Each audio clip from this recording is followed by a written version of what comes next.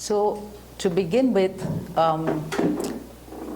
always call it the vocabulary of Indian textiles, because every state has its own vocabulary, and every state, there's such diversity, and I don't think there's any country in the world like India with its own vocabulary of textiles, of food, of jewelry, and so on. So that is why I am proud to be an Indian. I think we have so much to offer to the world. So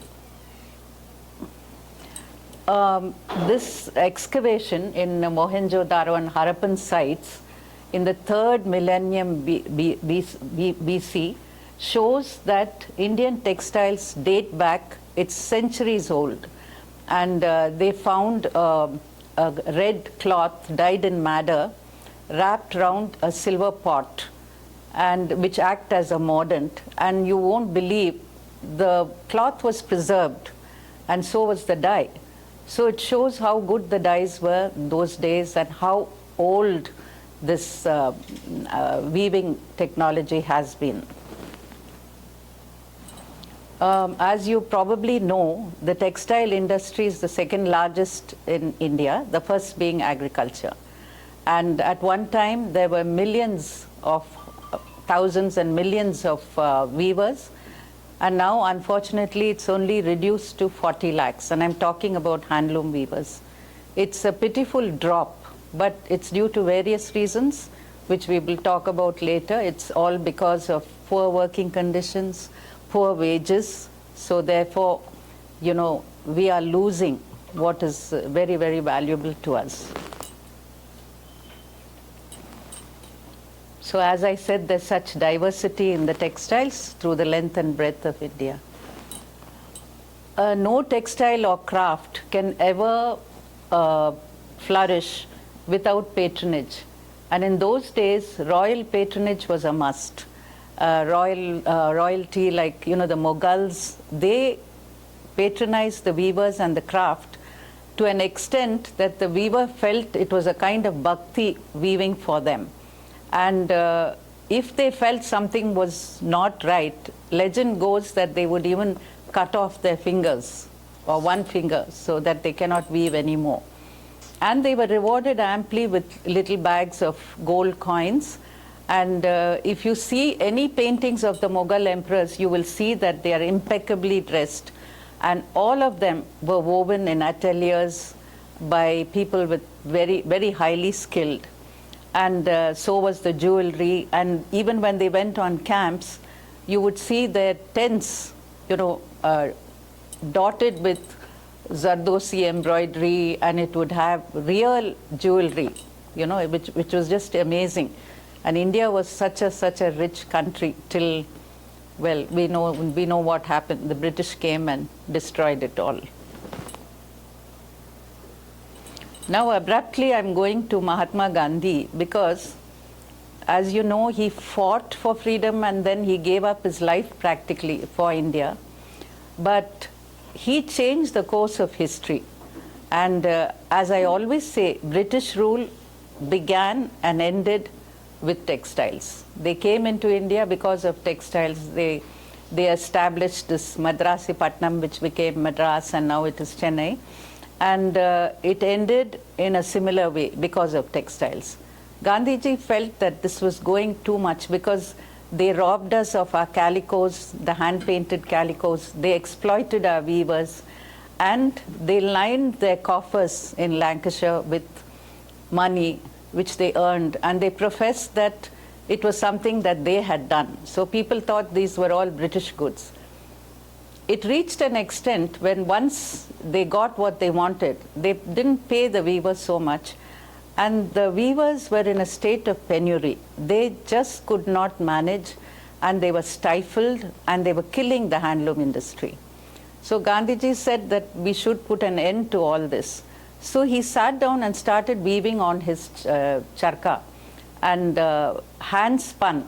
All the thread was hand spun, and that went into the making of material, of sarees and so on. And anybody who felt patriotic had to wear khadi. That was what was khadi. And why is khadi rough? Because the slubs on the yarn are not removed. They are in their natural state. So the roughness of khadi is due to this. And I don't know how many of you know that even though it's handloom, only powerloom thread is used to create handloom. You know, it's not handloom, hand woven. So there are few people who are exceptions. Like when Gandhiji started khadi, he wove even this. He started spinning this yarn on his charka, and a lot of people followed suit. And there's one other friend I have called Rita Chishti from Delhi. She does only khadi sarees, and she does something like 220 counts, and they are just exquisite. They are like mull, and of course they are very, very expensive. Each saree is about 20,000 rupees, but she does not use the powerloom thread. So going back to Mahatma Gandhi, he said the only way to put an end to this is we should boycott anything British. So he said, all you ladies who go about and to parties and chiffons and georgettes, you bring all your saris, and all the men bring all your synthetic, trousers and so on. And let's meet and let's do a massive cremation, which they did. Yeah, exactly. So it was cremated. Everything was cremated, and it was a statement. It was a statement from Mahatma Gandhi. It was a kind of movement which said, we do not want anything British. Be Indian, buy Indian. Wear only khadi. So what happened is, the minute that happened, it became the turning point. And people started wearing khadi, and that was how the khadi cap was also, there, and people wore it, and that was the Congress symbol. And the people in Britain found that their coffers were drying up, because no one was taking anything from them. No one wanted anything British. They were all boycotted. So what happened was, that was the beginning of the end of British rule in India. And of course, a lot of other things followed, but this is what happened. But what happened to our handloom industry? It was totally destroyed. It was pathetic. The weavers had never seen such poverty in their lives. So people like Kamla Devi Chattopadhyay, who's a patron of craft and textiles, she stepped in much after we got independence. She established the khadi board, the handloom board, and she went to every corner, locating weavers, locating craft, and she brought it back into the mainstream. But it was hard work. And believe me, it's hard work even now, getting people to accept handlooms, getting people to wear handlooms, and so on. So this is the khadi sari. It acquired sophistication later on.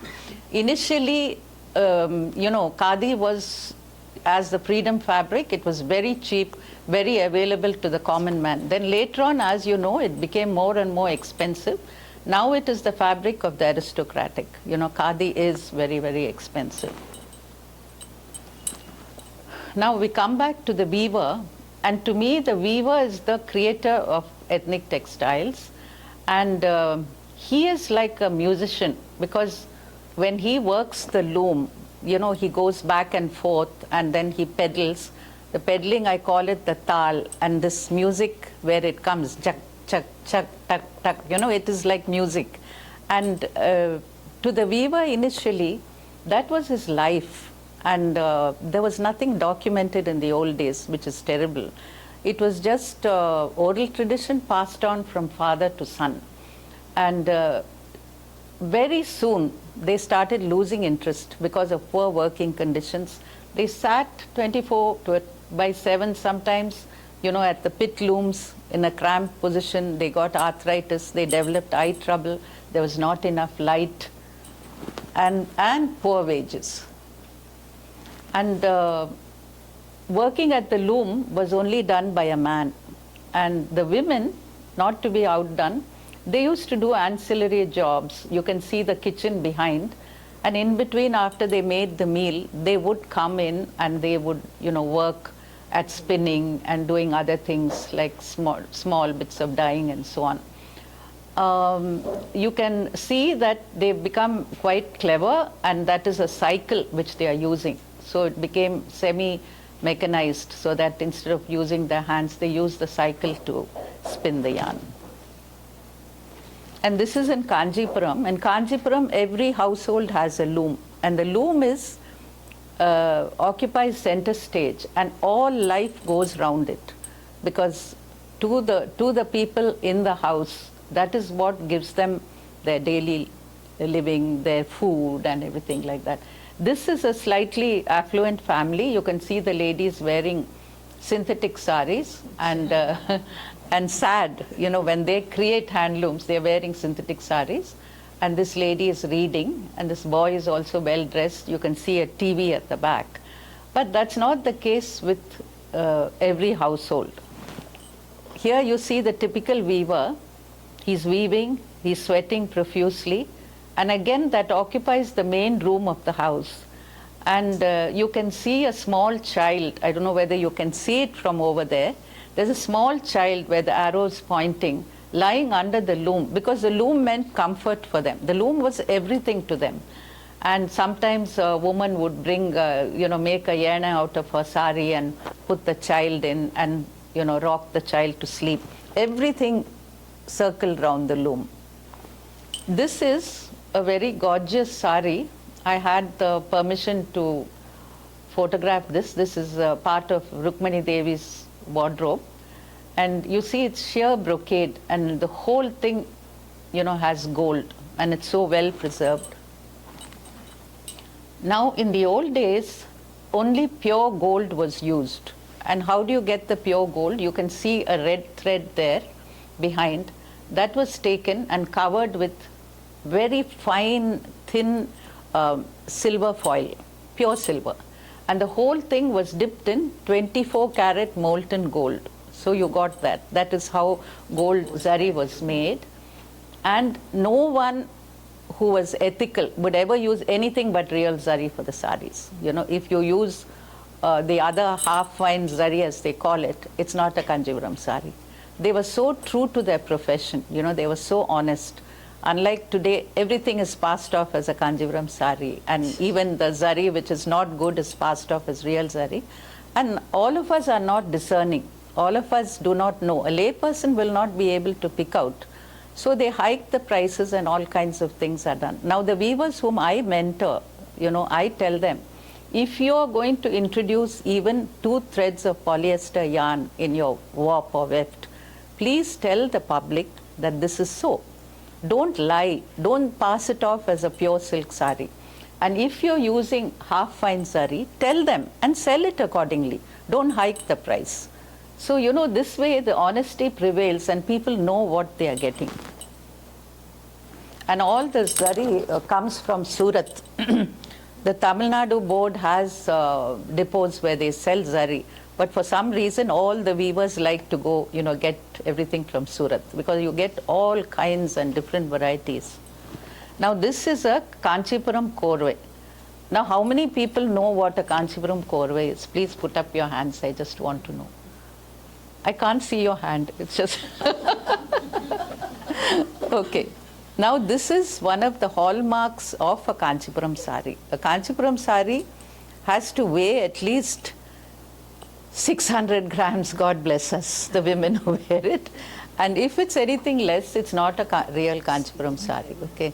No one is really bothered these days. They all are happy to wear something which is lighter, especially the young people, for whom wearing a sari in itself is an exercise. So, this is a Kanchipuram korve sari. Now, the next one will give you a better idea. See, normally, what goes this way on the loom is the warp, and what comes this way is the weft. And both are melded together to form the fabric. Normally, if the weft comes into the body, you will get a short shade. But in a korve sari, the border is woven separately, the body is woven separately, sometimes the pallu is woven separately, and they are all interlinked and joined on the loom. And they are done, it's done so well that you can't even see the joinery. See, this sari, even the pallu is done like that. And we have tried reproducing this sari, but for some reason, this is called petni sari in the sense, in a technical term, where the way the pallu is woven, they've got their own method of doing it. And there are very few weavers who can do this. So, but just look at the magnificence of the sari. It is so beautiful, and it's something to die for. At least that's what I think. Now, this lady, as you all know, is Srimati Rukmani Devi. She brought Bharatanatyam to the forefront. She gave respectability to the dance form. And originally it was dance done by the Devadasis in temples, but she said, no, it's too beautiful, we should bring it to the fore. And she established Kalakshetra, which has now become internationally famous. But what many people don't know about her is that she was also interested in fabric. Whenever she used to do her dance dramas, she created the costumes herself, she designed, and even the fabric, it was she who had a say in it, the colors, the composition, the way the borders went, and so on. And it was not the typical Bharatanatyam dresses that you see people wear today when it's all pleated and pinned. It was done, it looked like a sari. At the same time, it offered convenience for the dancers. And she said, there's no use getting anyone else to kind of weave this. I will start my own center. And she started this Craft Education and Research Center at Kalakshetra, where the dance saris were woven. And those of you who are familiar with Bharatanatyam know that it's narrow. It comes only up to here, just below your knees, and it's not very long either. They turned out so beautiful that she decided to make saris.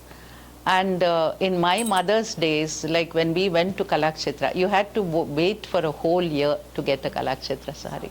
You placed the orders, they had little samples, but it was well worth the wait because it was done exquisitely. Then I worked 9 years in this as, just with an honorarium practically. And I found it fascinating because there's not a single sari of hers that you can buy, because the moment we reproduce it, it goes. So this is also part of her collection. And it's a very, very difficult sari to weave. We had, together with Crafts Council, we did a exhibition of Rukmani Devi's saris. And some of us, of course, bought them. And in those days, I think about 23 years ago, it cost us about 3,000 a sari. I'll just show you the sari. Now this sari I got done for my daughter-in-law for her wedding. And I must have paid about 3,500 for it. And today, I can't even begin to think how expensive it is. And you don't get the kind of weavers to do these things now. Then we have another tradition where beautiful saris were woven, and it was draped on the stone idols that we see in temples. And later on, these saris were auctioned. And I had the privilege of buying a few. First thing, you felt it was sacred. Another thing, they were just gorgeous. Unfortunately, even the gods became fashionable. Now they wear synthetic saris with synthetic saris. So it's all changed now, and no one wants those kind of saris anymore. These were the kind of saris that were draped. This was also a temple sari which I picked up from the temple during an auction. So now I'll do a quick run through of the various kinds of saris that are available in India in different things. And I know Shuttles and Weaves concentrates on something contemporary, but I'm a traditionalist and I love to do research on what went before us. And though I don't like to ignore the contemporary needs of today's society, which I keep telling the weavers again and again, it's still fascinating to know about the history, to know what happened. Now this is a typical Madurai Coronat sari, where it's silk weft and cotton warp, and it's such a comfortable sari to wear both in summer and our so-called winter. It's so comfortable. And this is a Chettinad sari, which was given by the Chettiar ladies to their daughters when they got married as part of their dowry. And if it's a real Chettinad sari, you would see the name of the village or the family written on one corner. Then you know that it's an original sari. These are some of my models who would wear only jeans and t-shirts and run about. So I told them, you just wear these sarees, you look so nice, and there was a lot of grumbling. I said, no, I think you have the traditional look about you, and I dressed them up, and we took it, and both of them got married very soon after that, because those were the pictures that were given, and I took individual shots of them also. So they are happily married, and now both are settled abroad. What they are wearing is Chettinad sarees, and I had a Chettinad revival in my Amrapali Boutique when the boutique was going strong. And I got a weaver from a small village called Vadamalapakam outside Kanchipuram. And he was just an ordinary weaver. And then I asked him, I said, can we reproduce all these sarees? He said yes. And we did a collection which all sold out. And Co-optics was just next door, because we were in Fountain Plaza, Co-optics was just there.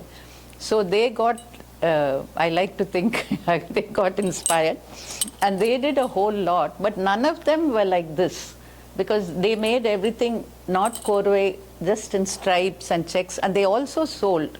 But I made them in 40s yarn, and they were really, really thick. In fact, my mother, who always wears sarees, she says, you're crazy to wear sarees like this. But when they are thick, the colors show up much better. Okay, now we come to ikat. All of you are familiar with ikat because it's such a popular thing. It's just a tie and dye, where you tie thread and dye it, and where you tie the thread, it doesn't get.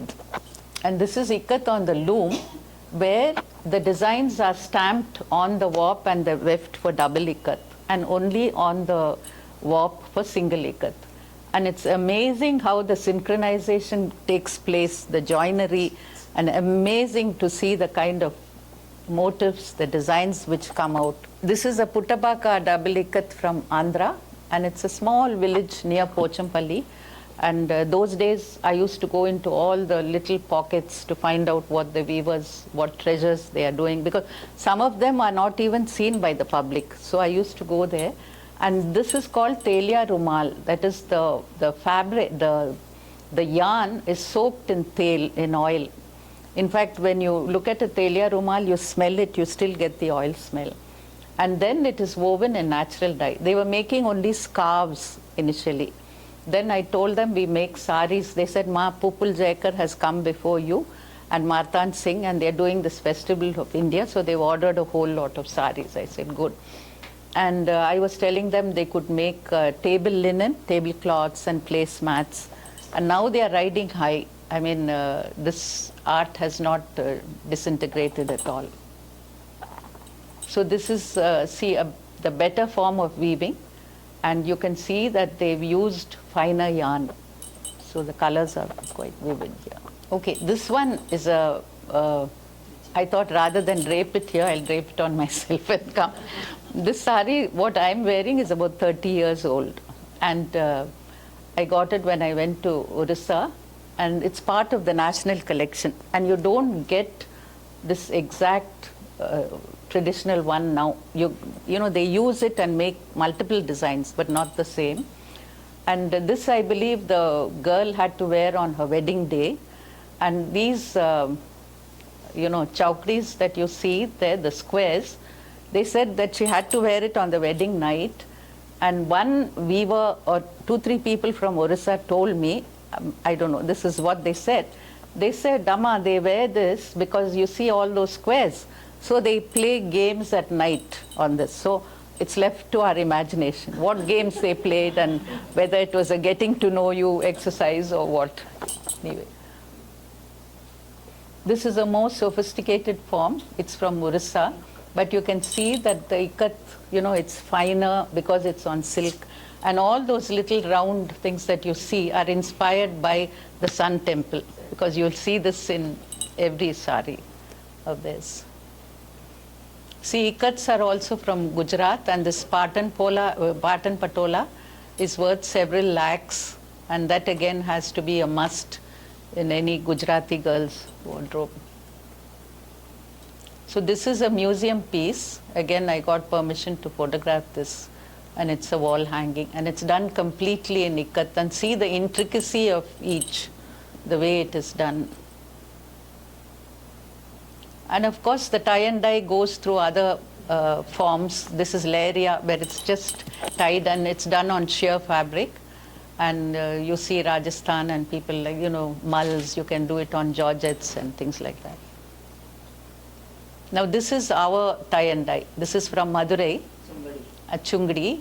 And that Chungri also has passed into oblivion. It is now languished. But then again, Crafts Council took up this revival thing and they've done it. And when I went to ask these women why they left this thing, because what they do, they grow long pointed nails and just punch, they pinch the fabric with that and tie very fine threads, and the whole thing is dyed. It's a very simple form compared to Gujarat and Rajasthan, but it has its own beauty. And they said they were giving us something like 50 rupees a sari to do so many dots. They said we'd rather watch serial on television than to go and sit and work. So we trained these women again and got them into doing these chungris. And Rangachari was the store in the old days where everyone used to go and buy chungri saris. See, this is the Garchola, and Garchola is part of the trousseau, and with those zari chaukris and where they had to cover their heads, is famous. This is the Bandhani of Jaipur and Rajasthan, and this particular sari has 10,000 dots. 10,000 dots. So you can imagine what goes into the making of it. It's not, and yet we say, Baba, it's so expensive. Just imagine, painstakingly they do this. Now this is a Gadwal sari from Andhra Pradesh. When I was much younger, we used to have cotton body and silk border, and they were beautiful, but we don't seem to see that kind anymore. And the Andhra people are used to wearing cottons like the Kerala people, and they used to sport these at weddings. It never mind if it's a cotton sari. But if you look closely, the joinery won't be as good as it is in our Kanjivarams. It's different. This is a Venkatgiri. Again, the Andhra people love wearing cottons, and the most exquisite designs were done in Venkatgiri. And another one was Uppada, but this is a more recent sari because it's a combination of silk and cotton, whereas primarily it was only cotton. Now this is one of my favorites. When I had my boutique, I got my artist from Kalahasti to come and work for me. And I was the first one to do saris. This sari, I had it specially woven. And I told him what I want. I want the tree of life. I want peacocks. And then the rest was his expression. And I did a whole collection for Delhi Crafts Council, saris, kurtas, and linen, and so on. We had the exhibition in Delhi. And I wanted only muted colors, because sometimes you think kalamkari means just red and black. It's not so.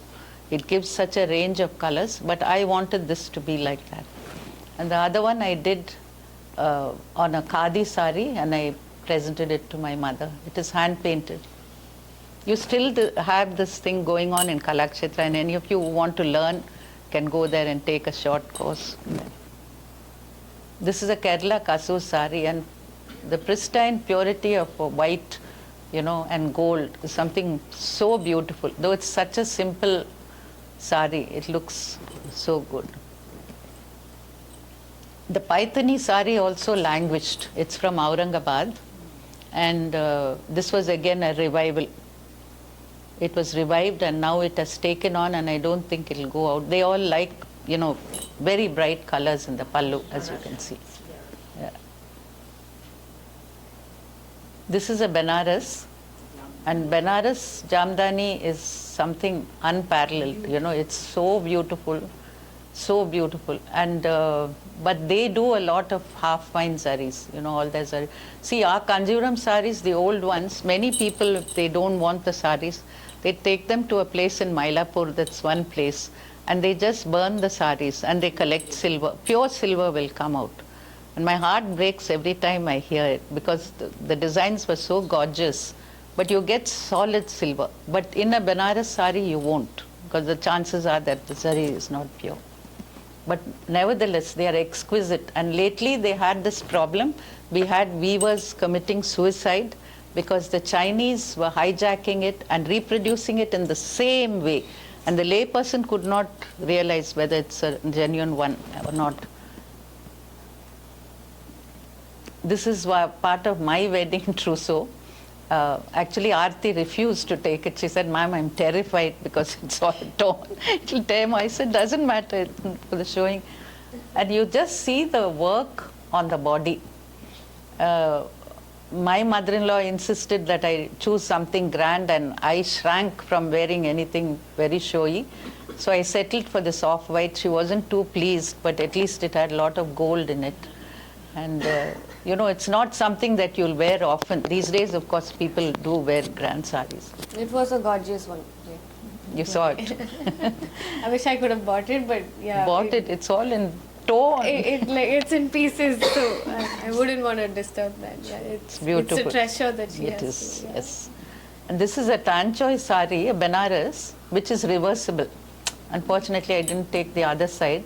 And it's supposed to have been created by two Chinese brothers called Tan and Choi. So, yeah, so this is both sides, you can see. That's why it's called Tan Choi. And these are motifs which are typical to the saris.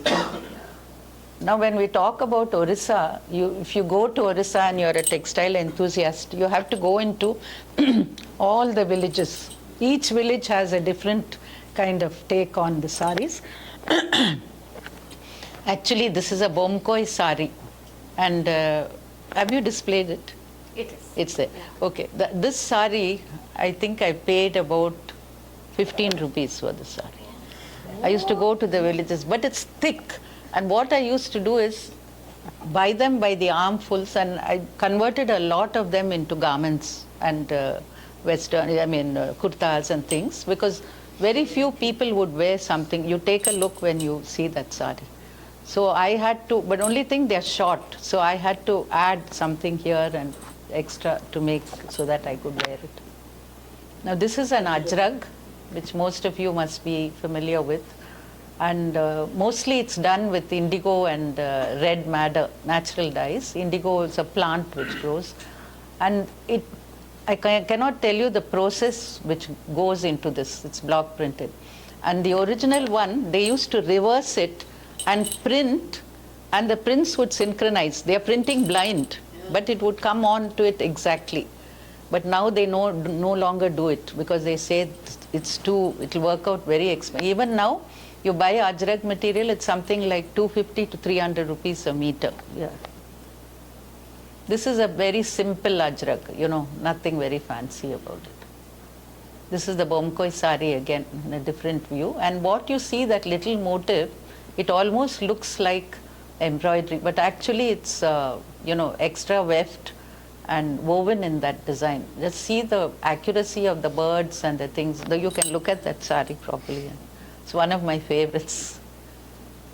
When I went to Manipur, they were only, wearing these shawls and dupattas, which were just about 2 meters, 2.5 meters. Then I was saying, if you make saris, I'll take a whole lot for my shop. So they started making these saris. And they have that contemporary look, which attracted the younger people also to buy these saris. They were not traditional. And the Koraput sari from Bihar, again, this is also very expensive today. Their colors are always red, white and black. And this is a shawl from the northeast. And these are also shawls from the northeast. And this is a toda. It's not a weave, it's an embroidery, and it's done in Ooty. And it is supposed to be considered a sacred material. They use it for temple worship and so on. This is also a Koraput weave. Yeah. This is the last slide, and it is a woven shawl from Gujarat. And this is again a museum piece which I photographed. You see so many colors and so many yeah. So this is the story of textiles, and I know that here we are talking also about contemporary times and things like that. And I always tell the weavers that it's time to move ahead. You look at the market, you get a feel of the market, and start let us make designs for the younger set also, so that they will be drawn to it. And also weave yardage so that people can make them into dresses, make them into salwar suits and all that. So, yeah, that is my love story with the textiles. Thank you. Thank you so much, ma'am. If anybody from the audience has questions for ma'am, Yeah, please, sure. Mina can pass on the mic to you. You haven't touched Punjab. No, The textile. no, that is fulkari and things like that. I'm not going into surface ornamentation. If I talk about all the textiles prevalent here, I'll be here the whole day. And I won't have any audience. There'll just be chairs, because I'll just be talking because I love to talk about this. Actually, Punjab, that is embroidery. See, the surface ornamentation I've kept out. The printing also, I've only touched about ajrak, because it is such a beautiful fabric, I had to show it. But no, there are a lot of textiles I've left out. There are a lot. But I can't. These are some of the main ones. Yeah. And actually nowadays I feel the audience is so discerning that I think most of you know about textiles. It's only the little stories that make it more interesting, and also that we should keep this legacy going. That is my concern, because we are not, see, we think twice before we buy it. Naturally, we can't afford it. But then you know the sweat, the blood that goes into making of one sari or any fabric when it's hand done. We have to give special, treatment to the person who's making things by his hand, whether it's a piece of craft or textiles. So that is what I feel. But then we cannot stick to tradition alone. The wheels of time, they keep moving on, and we have to change. So it happens. Colleges and schools should start weaving as a curriculum. They should have that as a course. Naresh was telling me they are now starting this in schools, getting them aware. From the childhood, if a child We should learns start how to learning. Yeah. How we learned needlework when we Yeah. were young. Art, whatever you learn Yeah. when you're young. Yeah. It should be introduced in schools. Yeah. Slowly Because in we- schools, in Delhi schools, I remember we used to have a class of home science. Yeah, They used to teach us embroidery and things like Yeah. that. So why not about the We used to textile? learn that, putting how to put a button. Yeah. Yeah. How to do hemming, True, hemming, and all true. that. Make small pieces. But tell me something, have you been able to teach your children this? Do they sit down and do? My daughters know. I think your daughters are my exceptions. daughters No, it's an exception. My mother taught me, but I couldn't. Because these kids are into so many other They things. can make cards, they can put button. True, but only if they are interested. Now they'd rather go to a tailor and, Darji, and say, we want it like this, we want it like that. Very less. We used to even make our own clothes. See, this young man has woven this himself. And it's rare to see that, it's real. A lot of kids do come here, like school. They do. No, they come and Yeah, they yeah. pick it up very They fast. experience weaving as Experience a weaving. See, what I say is the only solution is to hike up their wages. And what will happen is the handlooms cotton, which I used to buy for 300, 400, is now available for 3,500 or 4,000 anyway. So what happens, there's only a niche clientele for it. But it doesn't matter, as long as it doesn't pass into oblivion. That is my only concern. Yeah, probably instead of buying 10 sarees, why don't you buy 4 sarees? Yeah. You need to have parallel in your wardrobe. You need to Is have. it? Instead of buying, like she said, instead of buying Yeah. paint for 300, you buy that But tell one me sari. something, do you really care? I mean, in the sense, I don't blame anyone. If you go to a shop, you just look at the whole thing, how it looks, the colors, the kind of zari they've used, whatever, and whether it's light enough for you to wear in this kind of weather. That's all. Does it matter that it's not a korwe? Does it matter that it's not a pure kanchivaram? Does it matter that it's handloom? See, it's only the purists like me who worry and who will not buy. But others don't buy. That is why the market goes down. You look at Kalakshetra weaving comes under Ministry of Textiles. Now it has become quasi-government. It was not. Before it was a private institution. Now it comes. So we have to subject ourselves to a lot of government rules. Like on the Kodali Karpur I was trying to revive. It took me 2.5 years to get permission. Then another 1 year to do the research. And we had such a wonderful team. We had a natural dye person. We had a weaver whom I sent to Calcutta to learn jacquard printing, jacquard weaving, because we need the base like that. Then we needed a natural dye person. We had the whole lot, and I was there to direct them. So we did one sari, and I faced, it was like going up a river uphill with rowing so hard, and somehow Leela Sampson was there, she sanctioned it, and we got the grant. We did one sari. That sari is in the museum, and people signed up. I had 7 people with their wallets ready, and the sari was priced at 1.5 lakhs. They were ready to buy it. They were ready. They didn't take it forward. So I was How many powerless. sarees they produce? We produced one. Yeah. So who had to take it forward? That is in New They had to do it or give me permission to go ahead with it. And these workers were so committed that this weaver would stay overnight and weave. I mean, not overnight, overtime. 3 hours it closes at 5. He would sit up till 8 weaving, and he'll come home and show me the sari. They never paid him anything, for it extra. No credit was given. And when they finished the sari, it got written about in the press. It got, said, and there was so much of hoo-ha. And they said, "Madam, you can talk for 5 minutes." So that 5 minutes, what I did, I got all the team who worked with me. These are the people. You applaud them. That's all I said. I arranged with the director. I said, I want to come and see the Kodali Karpur. And I invited all the Weaver Service Center people because I was going to get technical help from them. So we went there, and then I said, "Oh, someone has laid out the red carpet for me. Hello, this is something different." I just put my foot on it and realized that was the Kodali Karpur sari which they had just opened. I said, "Oh my God," it was like, it was, I just couldn't express what I felt. Then I went to the director, I told him, I said, "What is this? Look at the way you're treating this priceless sari. It's so old, and it was sort of giving away on the sides." Then people were coming, the Weavers Service Center technical people, and they were taking pictures with flashlights. Actually, that's the worst thing you can do to kill. In museums, they never do that. And this man didn't understand anything. Then after I told them, then they started putting it in, they were preserving it, started putting it in rollers. Then to answer your question, because in a way, having thrown it like this without any reverence, helped us to understand what sort of yarn was used. What was the quality of yarn they used? What was the weft? What was the warp? How many counts it was? So, we took that glass and we examined all that.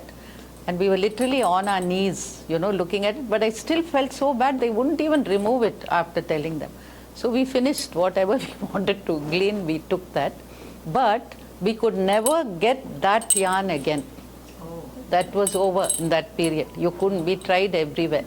So we did the next best thing by taking it. And Weaver Service Center, actually Redappa Naidu had revived this at one time for the Festival of India in Britain. Unfortunately, Indians couldn't see it. It was for Britain. And when they came here, that was a question I stood up and asked Pupul Jaikar. I said, "We should see our legacy. If you're showing it in Britain, what happens to us?" She couldn't answer. But I was really keen that this should see the light of the day. And Redappa Naidu at that time, I used to go to all these places wherever they are weaving. He called me and said, "Amma, there's a beautiful sari, you must go and see." And I gasped, it was so beautiful because it had gold. Actually, I didn't show this in my thing, with the gold jacquard and the prints and things like that. He said, "Amma, buy one for yourself." 7,000 rupees only. I said, "I can't afford 7,000 rupees. Now I just wish I had got it." Really. And that was all sent to Britain. And Redappa also passed away. That was one time it was revived and nothing was left. Nothing. So that is why I said, let us be. So another thing I did there was, we have all the blocks. We don't have to go through the process. So I got Chanderis and Maheshwaris and printed that Kodali Karpur with using these blocks. We sold 800 saris.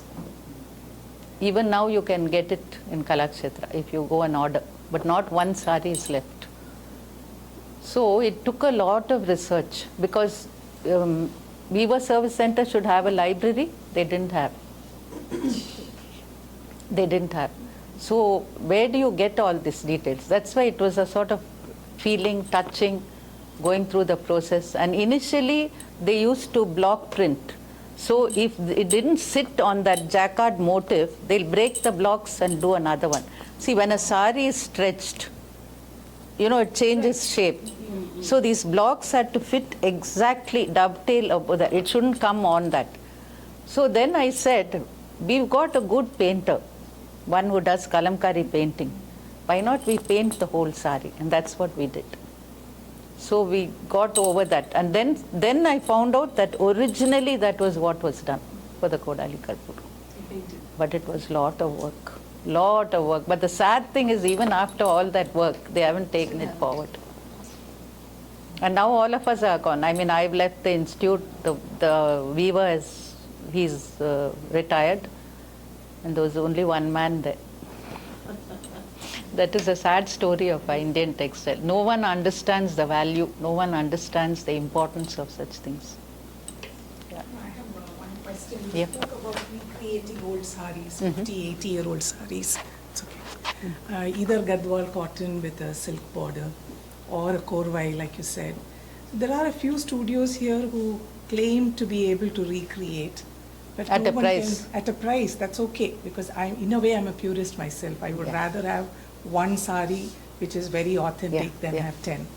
So, would you recommend some resource where we can actually go to for an What you have authentic to do is reproduction? you have to trace the weavers who do it. Directly. That is what I've done through my life. You go there, sit with them, and get them. Another thing is, there's a different sort of language you have to speak to them.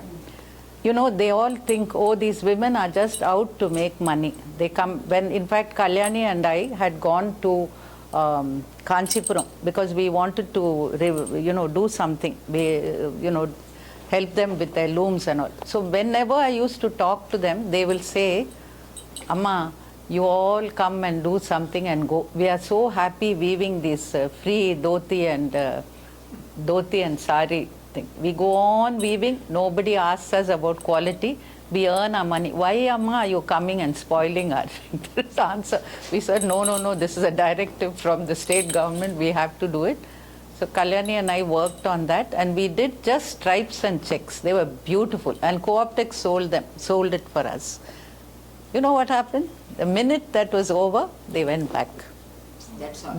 See, it's a mindset.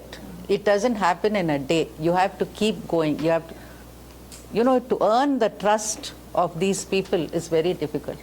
Now I've been telling some of the weavers I work with, I'm telling them, please have a loom. You use your sari loom. Make dress material. Make it with beautiful, exquisite borders. People will buy them for dresses. People will buy them for salwar suits. Everyone is not going to wear. I still have to see it. I've been talking for years now. Very few of them. Then they say, Amma, should we do salwar? I said, just do yardage. I'm telling you it will sell. Or do stoles. Do something different. But the mindset to break, you have to earn that trust. How do you, Recreate. no, just to manage them, right? There's always mixed theories about, okay, you roll them and keep them, you wash them, you don't wash them. Like my grandmother would be like, first nanichu podano, because Yes. only then it is going Yes. to be preserved. Shall I tell you why? Because when we weave the saris, we put starch on it. And starch is what kills it. So when you wear a sari and then you dip it in water, you are removing the starch. But then that newness goes, that gloss goes, the shine goes. And the worst thing you can do is to give it to dry cleaners. Never do that. You get a good laundry person. No, you just iron at home. I mean, get the laundry person to iron at home. That's all. Yeah, I've got a good person. He'll iron, the way he irons, it's so beautiful. No, how do you wash saris? See, washing, that they sell that soap nut. It's pungankotta we call it, and it lathers. So, how much, Rita nut, yes. And how much do you dirty your sari? You just dip it, Down only. dip it, yeah, and then just Acha, with rinse it. Rita we should wash. Yes, and it gives it that soft sheen. Okay. Yeah. So So, you can wash at home any sari with Rita. but some people say they don't wash at all till it is. They keep it for 10 years, 25 years, 30 years. No, what happens is it splits. It just splits. Like my daughter's sari, like it was put in the cupboard. She passed away, so it was just kept like that. Gorgeous sari. I think you've shown that also. That also. Then what is the way to maintain them when we don't wear? for Okay, the best way to maintain them is to roll them in a veshti. And now they are making cupboards where instead of hanger thing, they are selling it like this. Like shells. Yeah. You just put each sari like that. Yeah. And there's a drawer, Once in a you can year put have that. to open them. That you have to do. Best thing is you wear them, yeah. You wear them so that you buy once in a year, you wear them.